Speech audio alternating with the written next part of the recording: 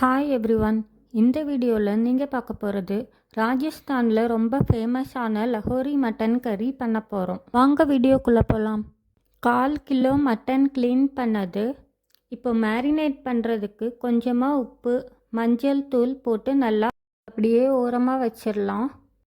கடாய் சூடானதும் எண்ணெய் 2 table spoon, பட்டை 2 இன்ச், கிராம்பு ஒரு 2-3, ஏலக்காய் 2, அன்னாச்சிப்பூ 1, சீரகம் 1 டீஸ்பூன், சோம்பு 1 டீஸ்பூன், மிளகு 1 டேபிள் ஸ்பூன் கிட்ட கூட போட்டுக்கலாம், பூண்டு 15லேருந்து 20, இஞ்சி 2 இன்ச், பச்சை மிளகா 3, தக்காளி ஒரு 3 நல்லா நறுக்குனது போட்டுக்கோங்க.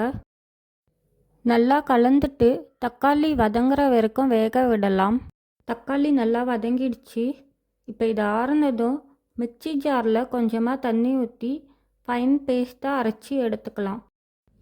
குக்கர் சூடானதும் 3 டேபிள் ஸ்பூன் எண்ணெய் ஊற்றி பிரிஞ்சி இலை 1, நீல வாட்டத்தில் நறுக்கிய 2 வெங்காயத்தை போட்டு நல்லா வதக்கிக்கலாம். கண்ணாடி பதம் வர்ற அளவுக்கு நல்லா வதக்கி மட்டன் கறிக்கு தேவையான உப்பு போட்டுட்டு நல்லா வதக்கிக்கலாம். வெங்காயம் வதங்கினதும் மேரினேட் பண்ண மட்டனை ஆட் பண்ணிக்கலாம். கரண்டியால் நல்லா கலந்துக்கோங்க. அரைத்து வச்சிருந்த தக்காளி விழுது போட்டுக்கோங்க. இப்போது 1 டம்ளர் தண்ணி ஊற்றி நல்லா கலந்துக்கலாம். ஒரு கொதி வந்ததும் கொத்தமல்லி தூள் 1 டேபிள் ஸ்பூன், மிளகாய் தூள் 1/2 டேபிள் ஸ்பூன், மஞ்சள் தூள் கொஞ்சமாக போட்டு கலக்கி விட்டுட்டு ஒரு 10 நிமிஷம் வேக விடுங்க. அப்படியே இப்போ இன்னும் 1 டம்ளர் கூட தண்ணி ஊற்றி கொதிக்க விடலாம்.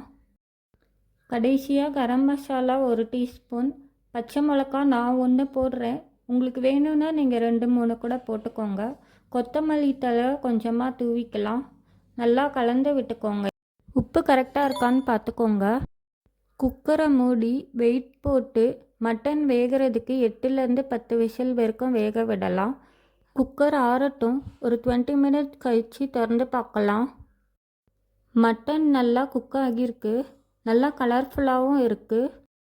நீங்களும் லஹோரி மட்டன் கறி வீட்லேயே ட்ரை பண்ணி பார்த்துட்டு எப்படி இருக்குன்னு கமெண்ட்டில் சொல்லுங்கள். பாய். தேங்க்யூ.